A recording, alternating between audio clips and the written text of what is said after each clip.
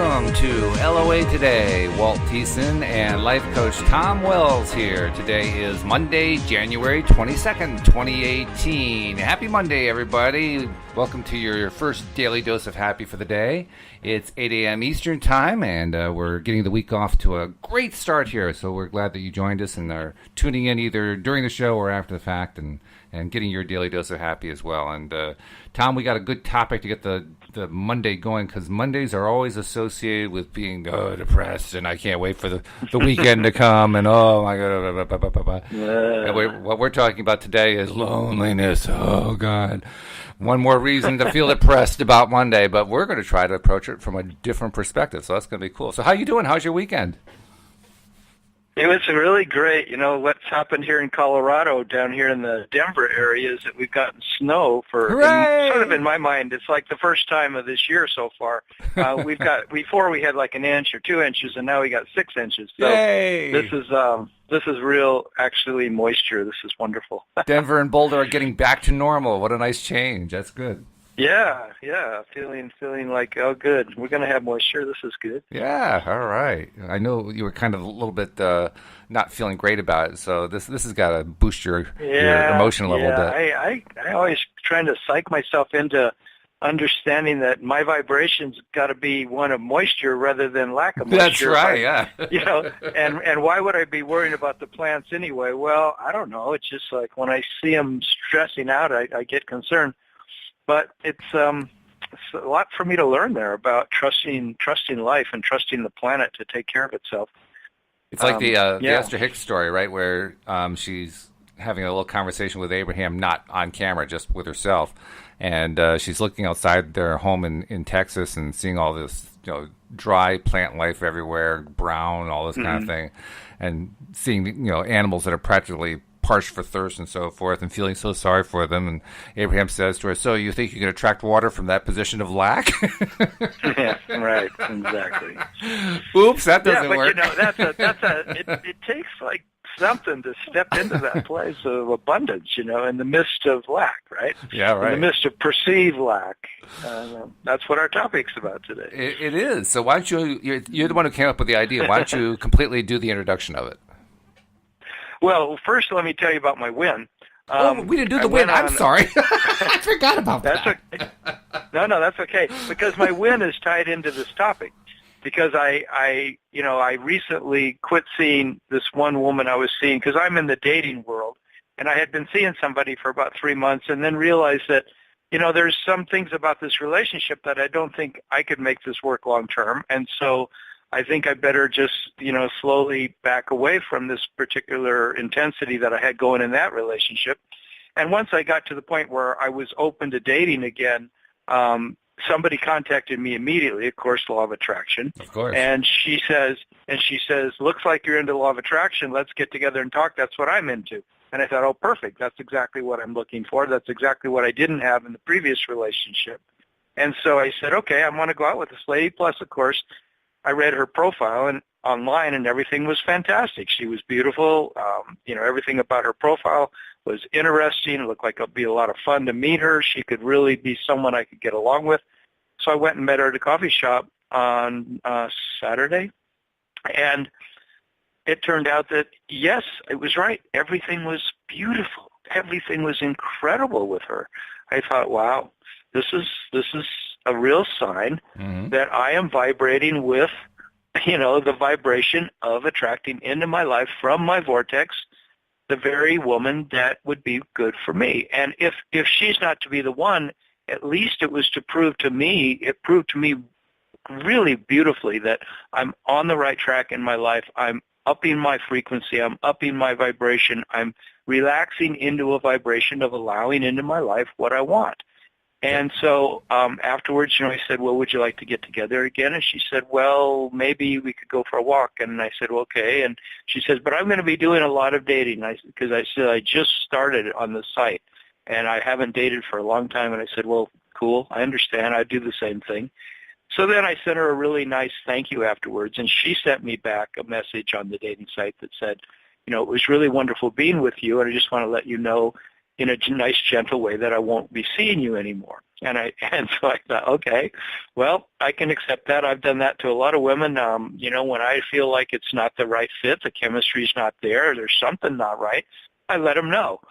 So here's somebody letting me know, and it was a letdown in a way, but I noticed then yesterday when I was during my day, just being alone all day, I started to feel loneliness. I started to feel, yeah, I'm going to be fine. I know how to attract, I'm going to attract this wonderful partner from my vortex. And it's been a while that I've been playing the game of dating, but I know she's coming and I'm trying to get my vibration right. I'm just allowing my vibration to slowly get to the point where I'll really let in the person that I could live with, that I could really be in a long-term relationship with. But for some reason, the loneliness was creeping up on me. So that's when when I pick a topic for these podcasts, I pick something that I always say, what's relevant to me right now? What's really on the leading edge of my learning, or my growth, or my expansion? You and me both. We both do it. What's that? You and me both. We both do it when we're picking up topics.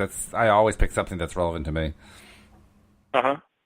And so, this loneliness thing, I was really feeling it yesterday. And, some of my friends that are really close to me just took off for Mexico, so I won't be seeing them for a while. And I don't know, it's a snowy day, and I'm inside the house feeling this sense of lack, like where's all my friends, Right. Where's my beautiful lover, where's my partner, where's my own appreciation of myself in this moment where I feel so aligned with my source self that I'm happy, that I just feel happy and I don't care about who's here and who's not here. So it reminded me of this topic of loneliness, which is something that I literally put on my website as a life coach. I put, if you're feeling lonely, I'm your guy. I can help you. And so, it's saying, well, how do I help myself in the way that I claim I help my clients? And over the last 4 years, when I've gone through such a life change, going from my dark night of the soul after being divorced and being alone for the first time in 15 years, I'd raised my kids had left home, then my wife divorced me. And so I've been alone ever since late 2010. And have done quite well. I went through a period of intense loneliness and so much angst around that back in 2012, 2013, that when I discovered Abraham in the full-on way that I did back in 2014, I really understood how to move beyond loneliness, and I did it really quite wonderfully. And the way that I did it was by realizing that I'm my own best friend. And that I spend all of my day with me. There's nobody else inside my head except me inside this body. And if I can't be happy with me, if I can't be feeling good, then no one can help me. That I have to create my own sense of companionship. Yes. I have to create my own sense of so much self-worth and self-esteem and self-love that I'm good. I'm good to go. And then I realized, also listening to Abraham, they said, you don't know how many eyes are on you constantly. There is so much attention on each of us from source, from the unseen realm. And I don't know if that's our ancestors, that's all these different possible unseen entities, you might say, and our higher self that lives in the unseen realm. We're completely resourced. We're resourced constantly with tremendous focus of love and care that we succeed, that we have an incredible experience here while we're on the planet Earth. And so I just would ride on that. I would ride on that feeling that I'm good to go no matter how alone I am physically. I'm never really alone. I'm always taken care of by myself and by the unseen realm. That's very true. And the thing that when you talked about having all these eyes on you, of course they aren't actually physical eyes. It's attention is what you're talking about. We're getting this attention, this paying attention from all these non-physical beings. I have to admit there have been times when that made me feel a little bit antsy, Like, like there's a barker outside of my tent saying, "Come see the man who twists himself emotionally into crazy shapes. You'll have never seen anybody like this before." And I'm thinking, oh God, I'm the guy on the stage. Hold on, I'm not sure I like this so much. Yeah. But you're right. It is good. All those people watching me. It is good when you think about it in terms of the fact that all people on the non-physical side look at us from the purely positive view. They only look at the silver linings. They never look at the dark clouds. And when you understand that, then you feel empowered, because now it's not like you're going to get picked apart, right, for all of the mistakes you made. It's rather that you're going to get fed energy, positive reinforcement for all of the good things that you're doing, for all of the ways that you're feeling good in your life and getting yourself into that good feeling place. They're reinforcing all of that. And so when I thought about that way, then I said, oh, well, that's so much better. I can handle that. Just get rid of the barker. Yeah. That's all. I don't want the barker. Yeah. So the realization for me yesterday in looking into this whole topic of loneliness was that it really only does come down to the same thing that every single emotion comes down to. If you look at loneliness as an emotion, then it's, well, what are the emotions for? They are our internal guidance system. And what are they telling us? That if we're feeling an emotion that we would label negative, then it's simply because our source self, our higher self, who we really are, is not thinking the same thought that we are. It's thinking a thought of alignment with our infinite self, which is so resourced that there's a lot of good feelings in that place. There's a lot of ease. There's a lot of happiness. There's a lot of joy. There's a lot of reunion, companionship, friendship. All that exists in the realm of being resourced. And so if I'm feeling lonely, it's simply my emotional guidance system saying, you got to get back to your alignment. You got to get back in alignment with your higher self. And so the more I thought about it, it's just like that's really all it comes down to. And so in a way, it's like, oh, it's a simple answer. Loneliness means misalignment. And but which then is the not what we question think is, of. well, so how do you get realigned when you're feeling angst about not having friends or not having a life partner? Isn't it how do you get interesting, realigned? Isn't it interesting, though, that we think of loneliness as being alone, and it's not that at all. Loneliness is simply an emotion that's on the negative end of the scale. It's not. It's not the actual being alone that's doing it. It's the emotion. And if we were to simply shift the emotion, then even though our situation hasn't changed, there's no one else in the room, we still feel differently about it. And that's the thing to notice. I mean, we can be in a room alone and not feel lonely. Or we can be in a room alone and feel lonely, which means it isn't the aloneness. It's the feeling. Right. It's the feeling. You could be with, I mean, I'm sure we've all been there. You know, I've definitely been there where I'm with a bunch of people, but I feel pretty damn alone. Yeah, there's that too, right. You know, and I can even be, it was really funny because Friday night I decided that I felt a little bit alone, and I went to, exact second I was feeling that I actually chose to be alone, and I went for a hike in the mountains because it was 70 degrees on Friday, and it was so beautiful, and I had to go for a hike, which is unheard of in January in Colorado. You don't go for hikes in the mountains in 70 degrees in January. But since the weather's changing, I thought I'm going to go and I'm going to enjoy it. Why not? Take advantage. And I thought of I really should be with I would really like kind of to see my friend because I was feeling a little lonely.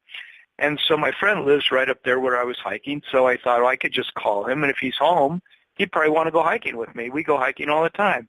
But I said, no, I want to be alone. I want to actually just be with the trees and the mountains because it's such a good feeling inside myself when I'm alone up there.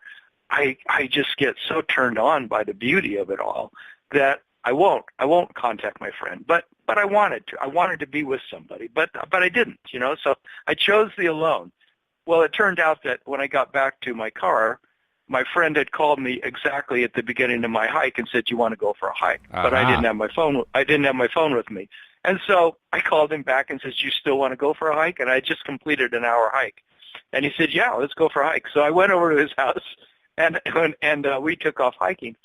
And I found out then that when I was with him, that it didn't help my aloneness, because the conversation that we ended up having was not about, about me. It wasn't about anything that had to do with nurturing me. It was a particular thing he was dealing with.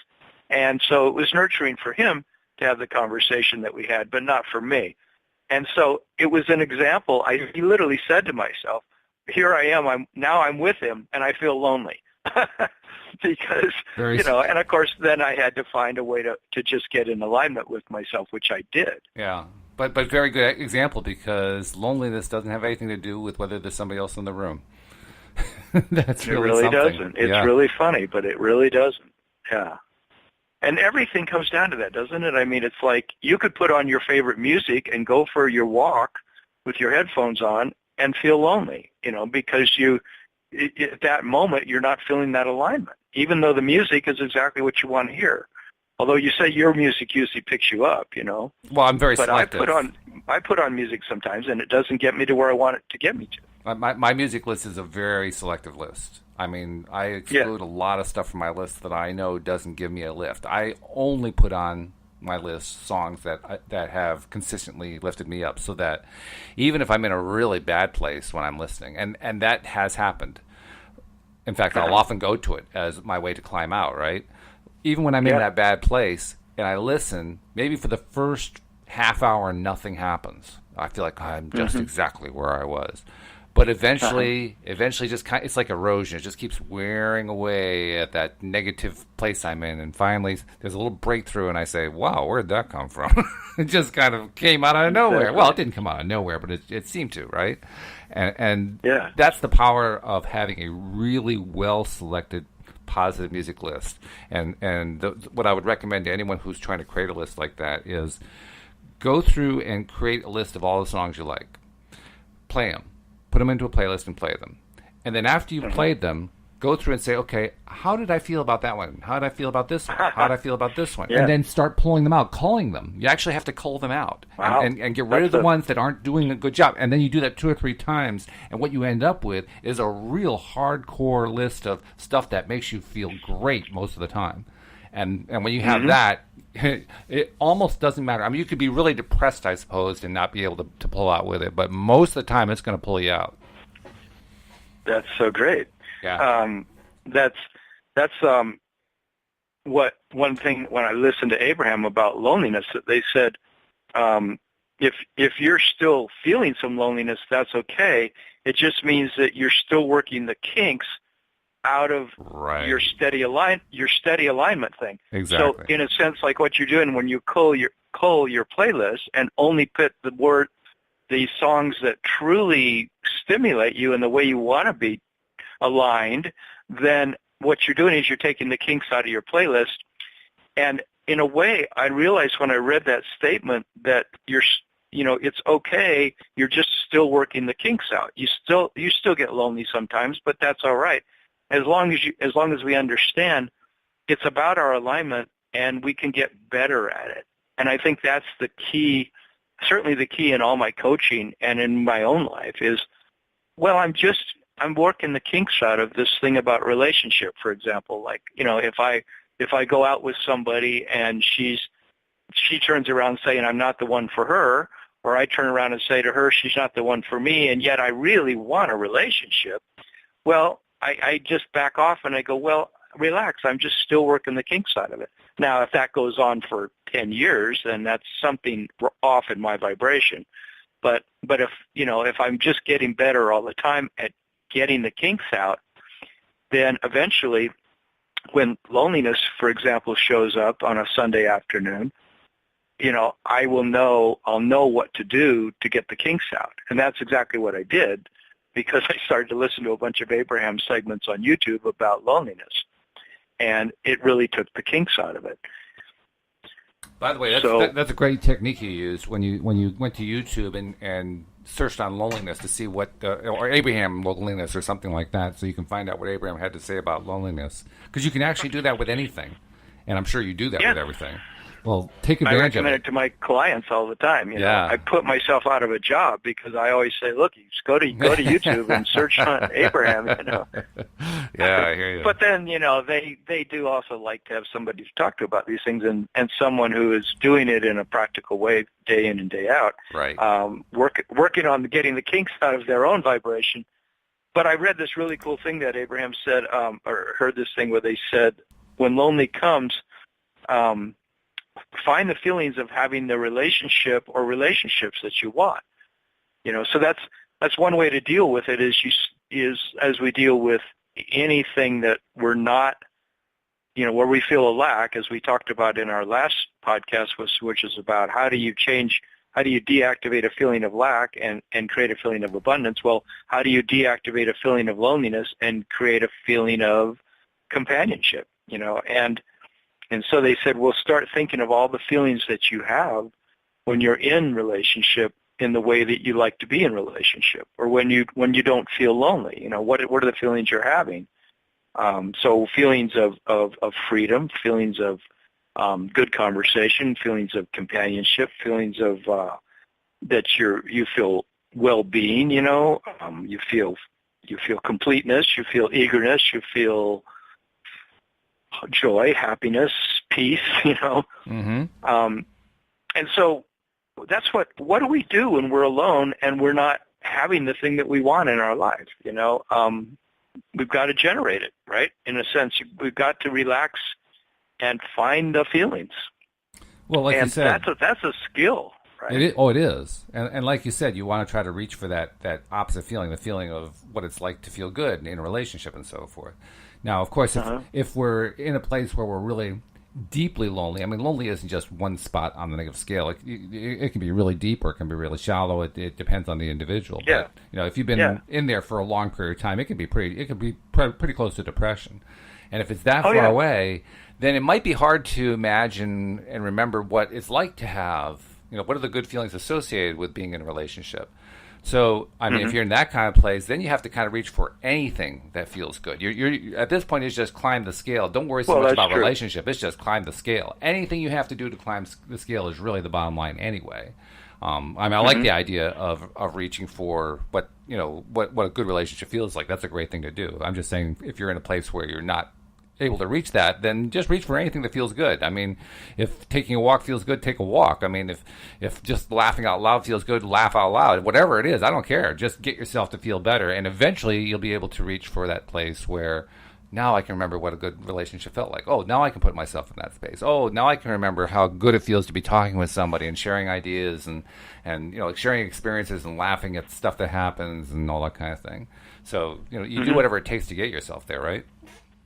Yeah. So is that the main thing you do? Do you ever go through feelings of loneliness? But you're there with your wife, and so I would imagine you don't feel too lonely most of the time. I haven't experienced it since my wife and I met, but I experienced it a lot before we met. Because my wife and I met and married. We married when I was 42. So I had a lot of years of being alone, and during those years of being alone, I mean, I was alone. I didn't have a relationship that lasted more than a month during that entire time period. And I had really reached the point in my life where I thought I never would. I mean, I was just convinced, like, okay, well, I guess I'm just one of those poor guys who's just doomed to be single forever because, I mean, nothing ever seemed to work. And then finally I met her, and it was like an enlightenment. It was like this door opened that had never opened before. And since then, lonely? No, I'm not lonely with my wife. My wife and I get along great. We have a wonderful time together. We have a good relationship. I mean, we have our ups and downs like anybody else, but you know, it's good. It's really, really good. But I do remember what that feeling is. That feeling can be overwhelmingly bad, and that's why I wanted to mention that. So you must have you probably used to do a lot of things to soothe yourself and to get back into alignment with who you really are. I did it. I mean, you survived it anyway. Oh yeah, sure, I survived it. I did it unintentionally in the sense that I didn't do it with deliberate understanding of how the law of attraction works. I did it blindly. You know, I was like, thrash out, just try to find something, anything, just something that'll feel better, you know, just because I needed to feel better. Not because I had any plan in mind or anything like that. Not because I thought it was going to improve my ability to attract. It wasn't anything like that. It's just I need to feel better. It was just that simple. Yeah. And people are doing it constantly. I mean, Oh, yeah. whether they know about law of attraction or not, they're finding a way to feel good, and they're finding a way to get into alignment. But sometimes there's a dependency on others, either your partner or a group of people or friends or family that we depend on to such a degree that we're not necessarily discovering what it feels like to be aligned on our own, where we're the ones who understand how to create that within our own bodies, within our own minds, that sense of, of being fulfilled, of being aligned. There's also something else that happens. I actually was thinking about this earlier today before we started the podcast, before we connected this morning. And I wanted to run it by you to see what you think about it. I'm going to call it the butterscotch effect, okay? The butterscotch effect is a description of what it's like when your emotions feel like they're kind of stuck in butterscotch. And you know how when butterscotch melts, it kind of flows very slowly, and it gets on your fingers and sticky. And I'm getting really hungry. Yeah. Well, that wasn't my intention, but you're right. I haven't had butterscotch in so long, and I used to love butterscotch. Man, that is so good. So yeah, this is not seeming like a difficult situation, but go ahead.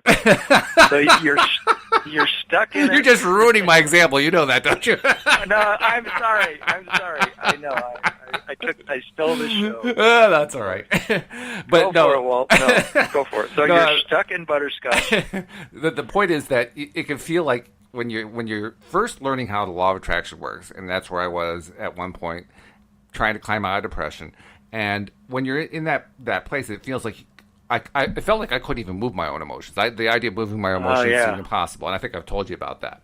Well, eventually I learned how to move them, but even then, it still sometimes feels like the emotions are kind of stuck in butterscotch, like they move so slowly, and everything that you do just takes so long to get there, and there's so much effort to change the emotional set point and so forth, as opposed to perhaps melted butter, where it just kind of flows, right? And it's just so easy to move the set point.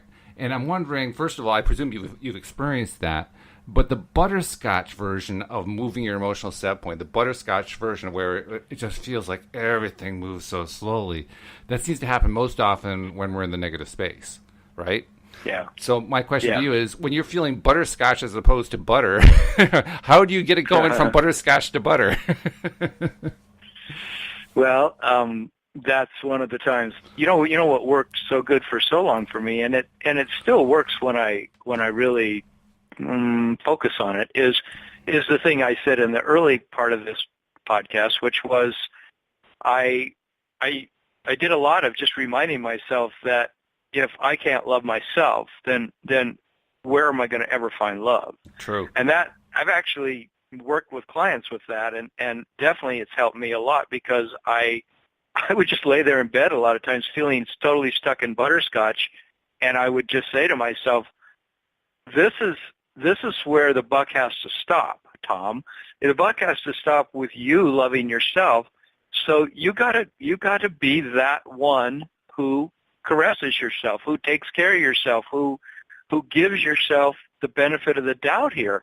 You've got to be the one who says, okay, I love myself, and I'm worth it, dang it. Like Jack Handy used to say on Saturday Night Live.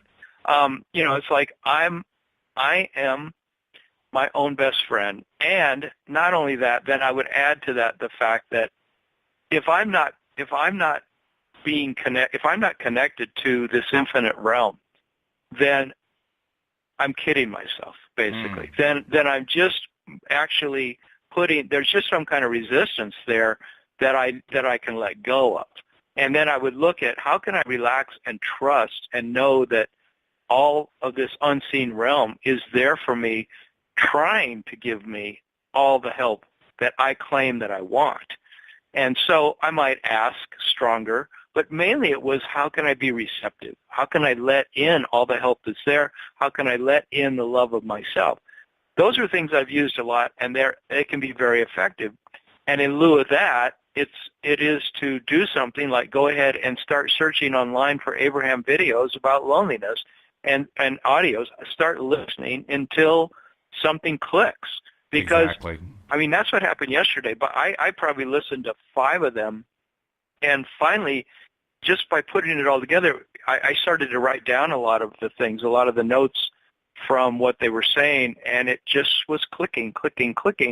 And finally, it was when I just said to myself, this is just another one of those things that, of course, it's about alignment. Of course, it's about going general, right, finding ways to feel good. One thing I tell clients a lot, I said, have you ever checked out meetup groups? And they said, a lot of them say, no, what's a meetup group? And, it's funny to think that people wouldn't know about meetup groups, but a lot of people don't, or they haven't done it, And I said, well, you can go and Google, any type of interest you have, and there's probably a meetup group in the greater metropolitan area. If you live in a pretty big area, there's going to be a meetup group of a bunch of people getting together to talk about that or to do activities, whether it's hiking or it's mountain biking or it's dancing or it's playing chess, something that you love, sewing, like singing.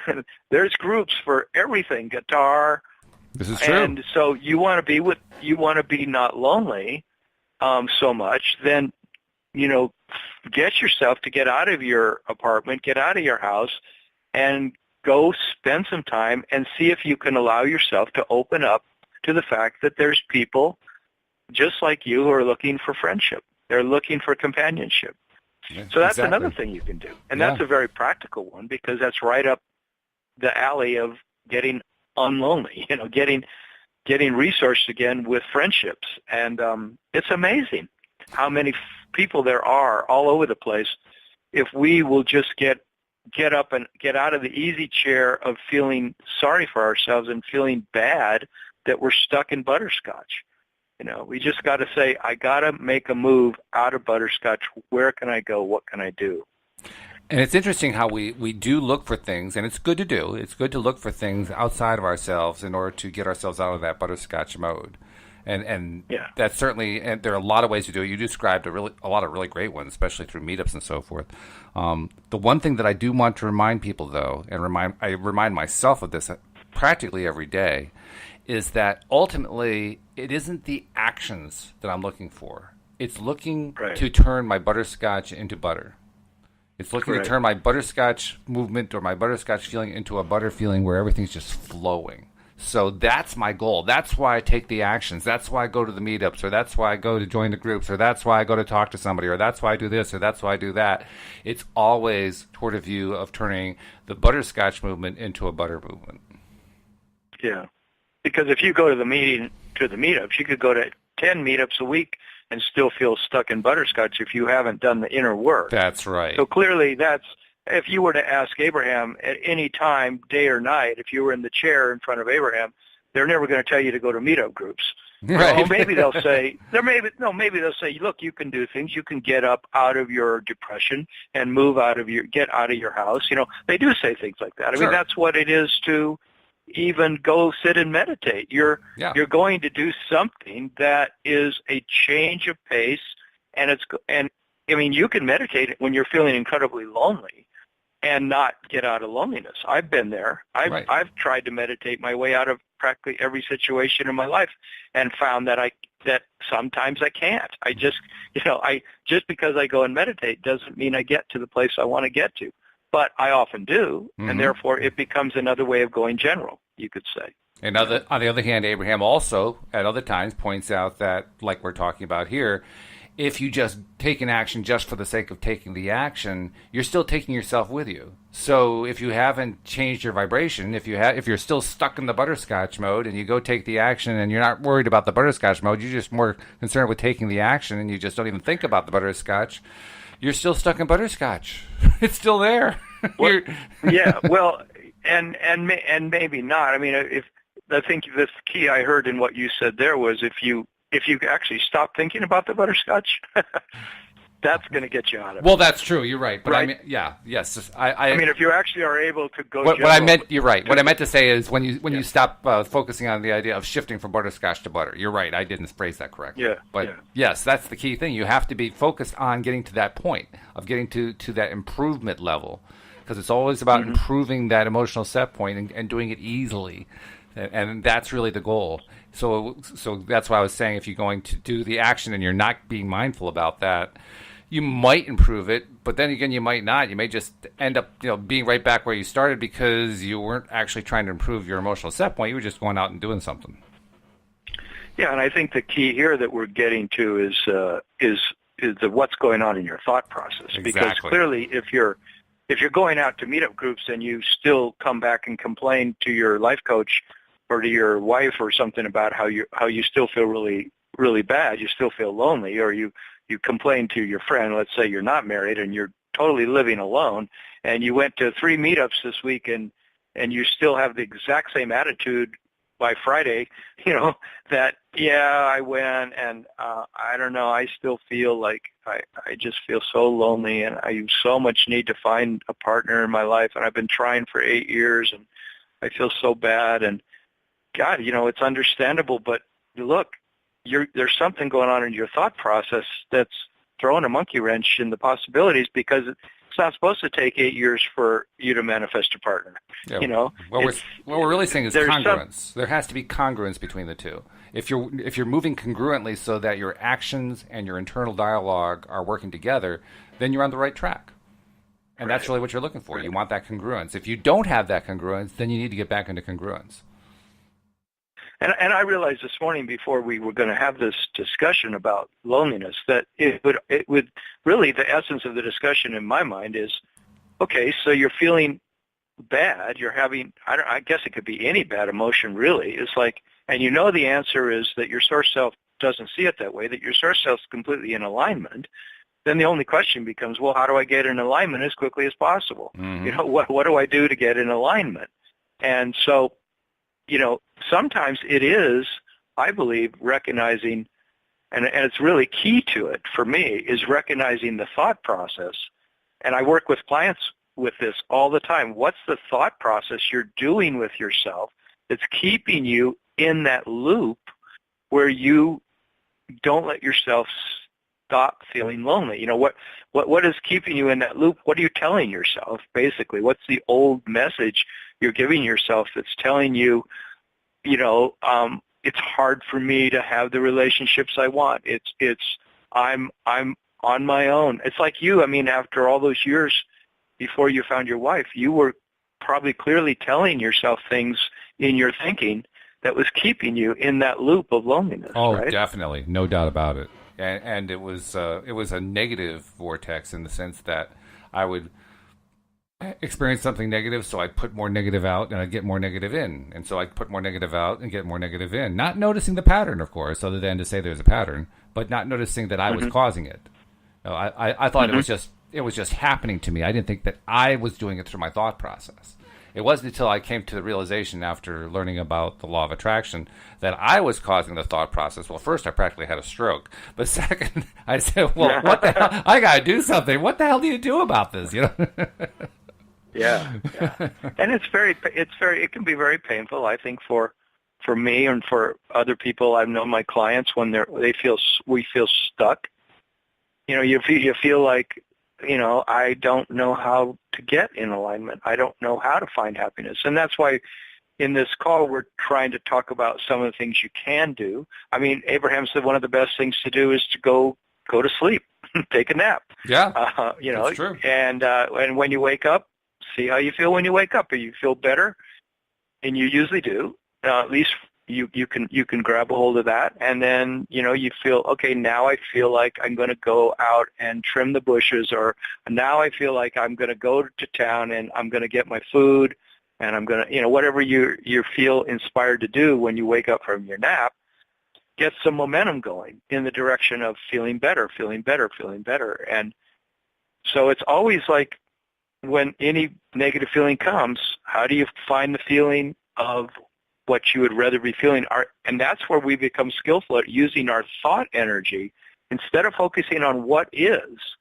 That's the whole key. Like, are you focusing on what is, which is I feel depressed and lonely, or are you focusing on what could be? What's the possibility?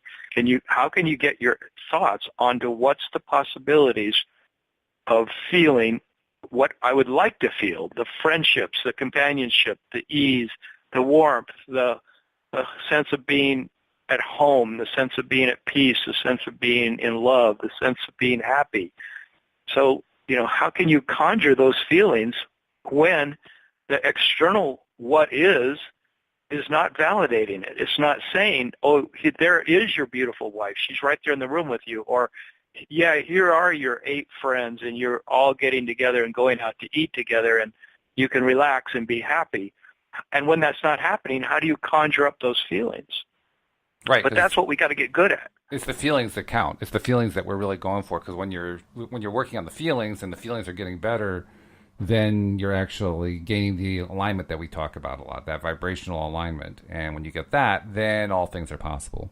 I'm reminded of an exchange I had on Facebook, again, before we did the podcast this morning. A young woman had posted about how she had tried to manifest, I can't remember what it was. I think it was getting back to her boyfriend and getting into medical school or something along that line. And she had set a time limit, and the time limit had expired, and the stuff hadn't arrived. So, she was feeling depressed about it. What can she do? Did she do it wrong? All that kind of stuff. And as I was reading what she wrote, I realized that it was yet another case of confusing the action of external action with the actions internally of moving your own set point and accepting responsibility for your own emotions and accepting responsibility for how you feel and what you choose to focus on and all that kind of thing. And so we had this long, extended discussion in which I basically said to her, it isn't the time limit. It isn't the action. I mean, those are all good. They're great tools to use. The important thing is, what are you doing inside? What's your internal dialogue all about? And she even laid it out at one point. She said something like, when she had set the time limit, she at first felt excited about it, but she also felt doubtful. And I said, do you see the contradiction in there? You just contradicted yourself. And she hadn't seen it. That's the thing. There are so many of these things that we need to focus on because we don't notice them at first. We have to we have to be really vigilant and start paying attention to what are the signals we're giving off ourselves. They're actually there. Yeah. We just have to be willing to pay attention to them. And once we notice them, when she noticed, for instance, because I pointed it out to her, that she was on the one hand saying the time limit feels great, and on the other hand, it makes me feel doubtful, well, then I'm setting myself up for a negative experience. So clearly, in that case, setting a time limit probably wasn't my best bet. Whereas if it had been a situation where she felt good about it and she stayed feeling good about it, well, then setting a time limit was a great idea. It helped accelerate the whole thing, helped her get excited about it. So it isn't the time limit, it's the way we choose to feel. It's the response that we choose to give that has the emotional context with it. That's what we need to figure out is what's really going on. What are we actually responding with? And where do we need to change it? Yeah. One thing that Abraham was saying is that any feeling of being lost or alone goes away in the moment you find something that connects you with Source, and then the next idea comes, and the next idea comes, and the next idea comes. So in a lot of sense, it comes down to that 17-second, or now they say it's less than 17 seconds. This woman I was with on my date the other day she said they're now talking about it takes 2 seconds to get to the next best feeling thought. So really, you get into you get into a good feeling thought, and then it develops a momentum. So that's the trick, I think, is to become good at being a person who can, first of all, recognize the second we're starting to go into a thinking process of different thoughts that are taking us in the wrong direction, when our vibration is becoming a vibration that's going to attract more of the negative thing that we don't want, that first of all we recognize it, then we're willing to change it. We don't want to stay in that comfort zone of that negative place. And then we say, okay, what's a better feeling thought? And then we get good at developing that better feeling thought, and then it'll lead to another and another and another. And I find it's a lot of people have to be willing to be happy. They have to really, be willing to get on a roll with happiness and stay with it. And then to develop that muscle of saying, I no longer want to be a person who goes into depression, who goes into loneliness, who goes into feeling lost and sad. I want to be a person who, when those feelings come, I recognize how I created it and I take a step out of it. Or even if I don't see how I created it, I recognize I don't want to be in this place. And they're developing all these different ways that they take themselves back closer and closer to a place of feeling better. And it doesn't have to be that you feel better all the time. You just have to tip that fulcrum. You know, you might still feel lonely sometimes. You might still feel sad sometimes, but you can start having more of the time you're feeling happy, more of the time you're aligning with your source self that does feel good, that does feel resourced, and then those more momentum will develop. That increased momentum. It's funny too. You mentioned something there that kind of tied into my butterscotch theory, because you talked about, and this is something we all tend to go for. We tend to try to reach for, well, can I be consistently in that, relatively happy space that's always happy all the time? And I began to realize that that's more butterscotch. What we really need is to be up in the range where we're moving around in the range up there, and it's high, it's low, it's not low, but it's a higher positive, it's not so high positive, and we're shifting around and we're moving, because that means things are happening and we're engaged and we're doing stuff. Whereas if we're trying to aim for something that's just level and flat, now we're falling into butterscotch mode again. You see what I mean? So explain that a little more. If you're aiming for something level and flat, you mean like just being okay? Well, even if it's contentment, or one of the positive marks on the 22-point scale that they came up with, right? They identified a possible 22-point scale. They didn't say that was the final word. They said that's not the final word because it's different for every person. But hypothetically, if you just pick this as the 22-point scale, somewhere in the middle of it was like optimism, right? In the middle of the positive range. So let's say you were staying at optimism at all times. Well, if you stay at optimism all the times, you're in butterscotch mode.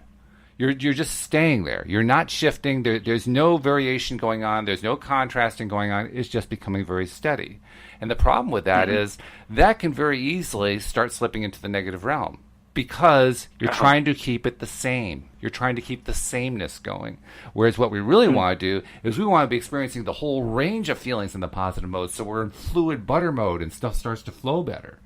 If it's flowing better, then you don't worry about whether or not you're always at optimism. Notice the word worry. The worry starts to go away. Now it's like, oh, well, I can fly up to joy, and I can come back to optimism, and I can go over here to happiness, and I can come over here to hopefulness. I can just move fluidly through all of that anytime I want to. Now that's when we're in our best creative space. Right, and that brings it back to why so often I think Abraham said that it all comes back to confidence and worthiness. That if you feel confident and worthy of having those higher emotions, of having ecstasy, of having a lot of joy in your life, of having a lot of exhilaration and eagerness and enthusiasm and, those wonderful positive feelings, I run into a lot of people who I feel like they don't really believe that they're capable of having those feelings.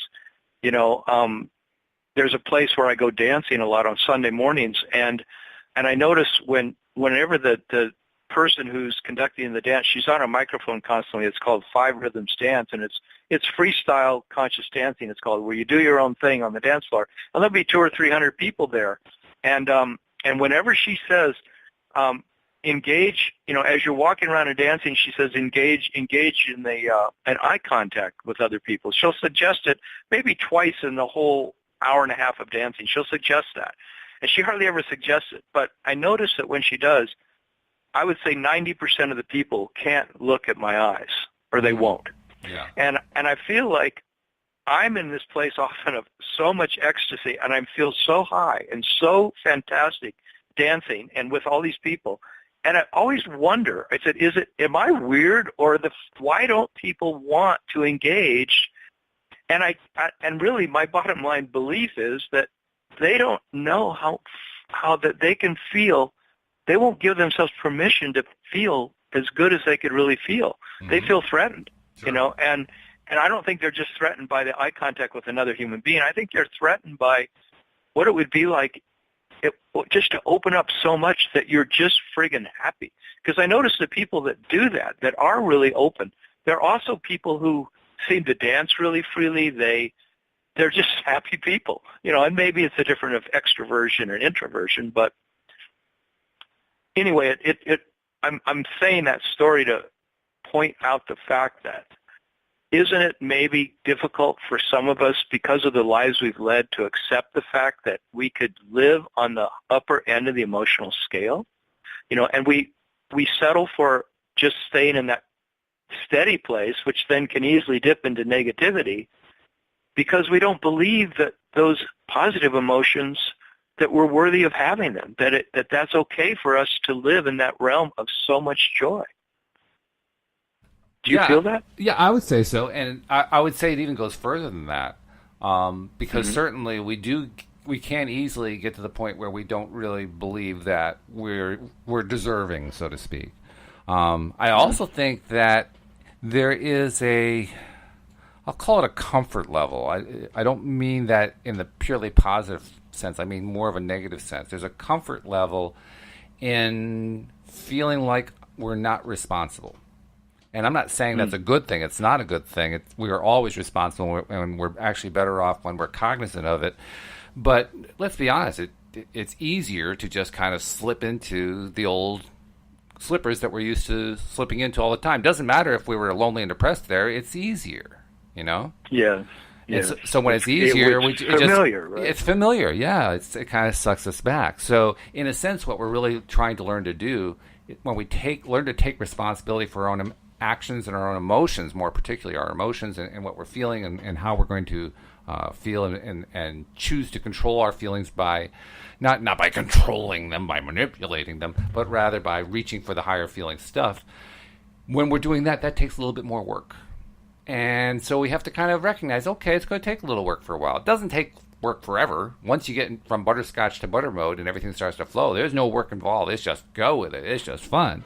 But getting there, it can take a little work to get there. Well, so we do a little work, and doing the work is good. That's doing the work shows that we're actually committed to getting into a better place. Whereas giving in and saying, well, I just don't want to have to do that. That's basically saying, okay, I want to be depressed. I want to feel bad. I want to feel lonely. I don't want to have a mate. I don't want to be successful. I'd just rather feel what's familiar. Yeah.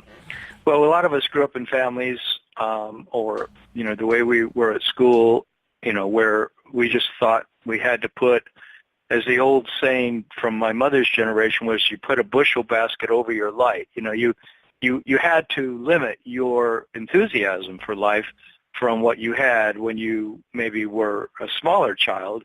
Hopefully you had that then. But, some people are born into families where they feel oppressed from a very, very early age, by their mother's depression or their father's anger or, abuse, so many different things that happen to each of us as individuals that, living in the realm of the upper emotions of the upper emotional scale is not something that they've ever experienced, and so they're not that familiar with, and it could seem threatening, like you say, to not be in that comfort zone of what it felt like in their family of origin, where everybody was always angry with everybody else, or, if second anybody expressed enthusiasm, they were nailed, for something they didn't, you didn't, cut the lawn, or, they got yelled at or something. Yeah, so sure. I think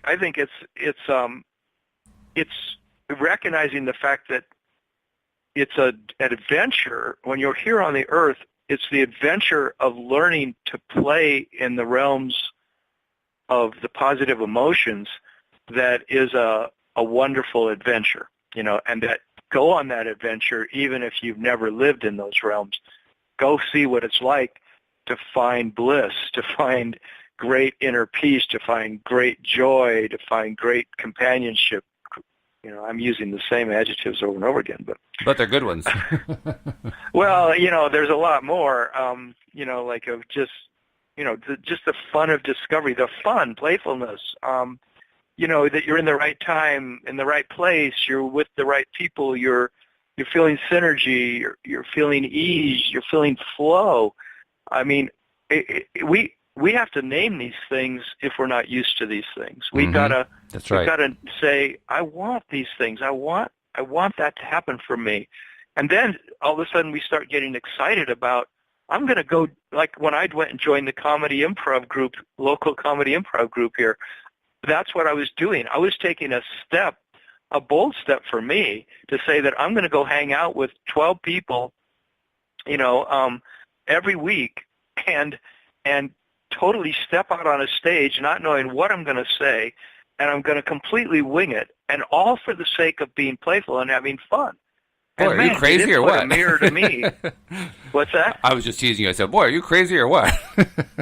Yeah, but it put a real mirror to me about how good was I at having fun? How playful do I really feel inside? Because it showed me, wow, there's a stodgy guy inside me. There's also this guy who feels it ain't easy to have fun, my friend. It's like it's a funny thing. Sometimes I bring that character on the stage, but boy, when I started just relaxing and playing with these other people and the ones who knew how to play, it would be interesting. The scenes that could develop could be so much more interesting than the ones where the two people on stage both felt really limited in their ability to have fun.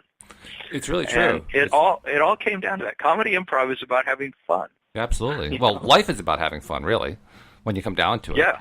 I mean, that's the whole purpose for being here, is to have fun, to enjoy it, to just experience as much joy and happiness and love and laughter and so forth as we can experience in one lifetime, and just keep, building it and building it and building it. It's an interesting thing. We use actions, often correctly, to try to get our emotional set point moved up the scale, to start feeling better. And we also hope to experience positive actions of various kinds after we feel that way. We do it both ways, and both are perfectly valid. You have to have both. The purpose is, though, to get our emotional set point up, to get us up to a better place, to get us feeling better. And so that's why I think Abraham really tries to emphasize, you want to make sure that you put yourself in vibrational alignment before you try to do anything. In other words, visualize it first, get yourself feeling good first, and then do it. And it's the order that matters. That order makes a great deal of difference. I've been trying to learn how every single day I want to take every moment of the day. So if I'm going to sit down and do a little work on my computer before I sit down, I want to feel better. Okay, I feel a little bit better now. Now I can sit down and work on my computer. Okay, now I got to go do the dishes. Before I do the dishes, I got to feel a little bit better. What can I do to feel better? Okay, I do my thing. I feel a little bit better. Now I can do the dishes. Okay, the next thing I have to do is I have to go, feed the cat. Okay, before I feed the cat, I got to get myself feeling a little bit better. Using that same methodology over and over again. That's my goal. That's what I'm trying to do every single day. And I'm not great at it yet, but I'm getting better. Just the fact that I'm even trying to do it is better. So, that's where I'm trying to go. No, alignment comes first. Alignment trumps everything. And one thing I was listening to them say yesterday is that non-physical reality, which is alignment with source, is the dominant vibration, and the physical follows. So like you say, when you get aligned and then you go do the dishes, or you get aligned and then you pull out into traffic, you get aligned and then you go shopping. It's different than I'm going to go shopping and see if I can feel better. I'm going to pull out into traffic even though I feel completely in my mind right now. It's like, be careful, you pull out into traffic and you're thinking about your problems, that's when people get hit, so that's right. So be careful, get aligned.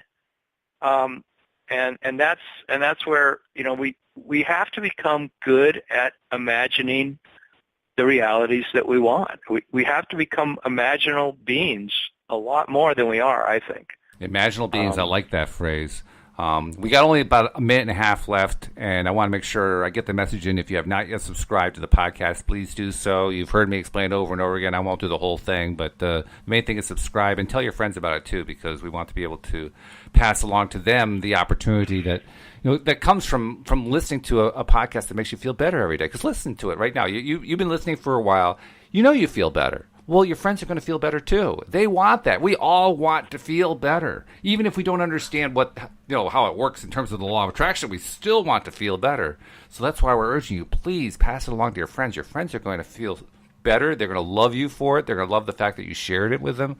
And it just makes for a better world all the way around. So I just want to make sure we get that in before we're done. And Tom, for somebody who needs a little more personal help, because you mentioned that, people sometimes need to talk to somebody. How can they reach out to you? Because that's what you do for a living.